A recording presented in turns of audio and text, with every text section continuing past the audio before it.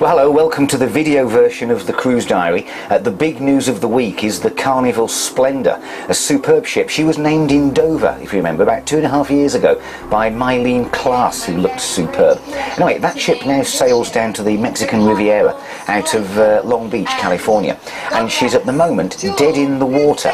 There was a fire in the engine room which knocked out her generators. They drive the propellers, basically. They provide the power for them. They've switched over to emergency generators. For 24 hours, all they had on was the lights. There was no air conditioning, no way of cooking hot food, no power to the toilets or to the showers. Big emergency. All happened about 6 o'clock in the morning. Passengers woken up out of their cabins and sent up to the top deck.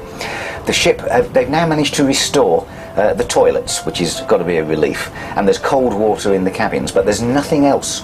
No hot food, no aircon. Tugs have been sent out to the ship. They're going to tow her into Ensenada in Mexico, which is the nearest port, and then the passengers will be flown home. They're getting compensation and a free cruise and all like that. Don't know how long the ship is going to be out of service. She won't be back in Ensenada probably until Friday. Now, as well as the Mylene Class connection, there's another Brit on board. He's the Carnival Cruise Line's senior cruise director, John Heald, who normally blogs each day from the ship, and it's hilarious. But of course, with no power, he can't even do that. So we're looking forward to seeing what he has to say. But good luck to them. There's 3,300 passengers on the ship and nearly 1,200 crew. It can't be comfortable for them. I hope they're doing okay. Anyway, we'll keep an eye on the Carnival Splendor. Keep checking back to the website for information. Now, disaster of another form. You know the big storm Hurricane Thomas, which whipped through St Lucia, causing all sorts of damage? Well, cruise lines have been coming to the rescue. First of all, the Oceana from P&O Cruises. She was the first ship back into St Lucia, and she dropped off water and biscuits and furniture, mattresses and things like that, which the people need. Next in was the Nordam from Holland America Line. And what they did, they gave a whole load of water from the ship, 45,000 gallons of water, because you know the ships make their own water from the seawater. They've got these things called evaporators, and or reverse osmosis or something like that, anyway, technical. But they gave a whole load of water, and they also gave 15,000 pounds in weight of food, which is going to the islanders. Now, although the south part of the island is still a right old mess, they are working as fast as they can to get the rest of the island up to scratch after the dreadful storm, and we wish them well with that too. Remember when the cruise lines came to the aid of Labadee in Haiti after the disaster there? Well, it's the same kind of things, cruise lines coming to the rescue, and it's in everybody's interest because, you know, the resorts, they need the cruise traffic, the cruise lines want to help, everybody wins, so good luck to them. Now, some other bits of cruise news, and first of all, the Azura, P&O's flagship. They're changing the flag. When she was launched, it said Southampton as her port of registry on the back. They're changing that to Hamilton in Bermuda, the same as the other P&O ships.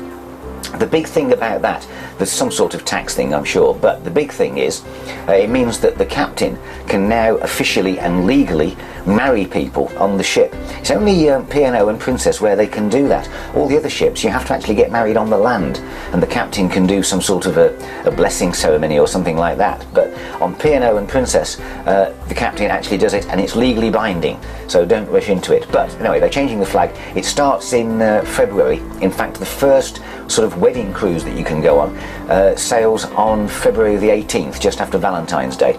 So if you do your plans right, you can propose on Valentine's Day, be on the ship on the 18th, around the Caribbean, get married and be on your honeymoon. Brilliant, isn't it?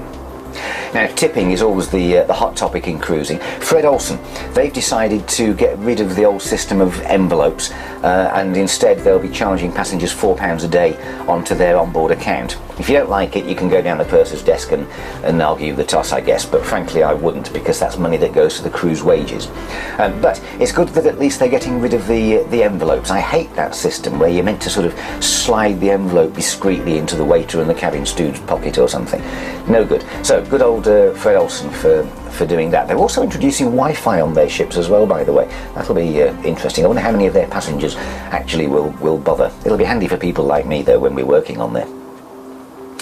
When I'm working on ships, I often travel alone, cruising solo, and it can be daunting. There's a cruise coming up on the Norwegian Epic. It's being organised by cruise mates and dates who they put together passengers who they want to travel on their own, but they don't want to be clobbered with a single supplement, so they put them together. You end up sharing a cabin, and also you get to socialise with other solo cruisers on the ship, and it's a bit better than just pitching up on a ship on your own. When I go on a ship, I'll always take a swing by the single passengers gathering, which they always put on.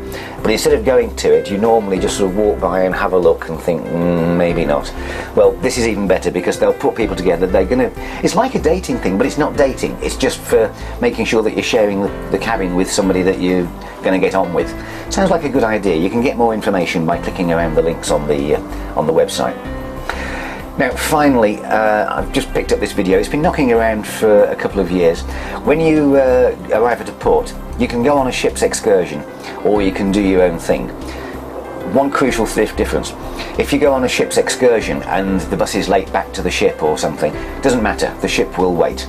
If you go off by yourself, and there are many ports when that's the best thing to do, make sure you're back to the ship on time. As this video shows you, if you're late for the ship and you're not on a ship's excursion, the ship won't wait, it'll sail off, and then you've got to find your own way to the next port under your own steam and at your own expense.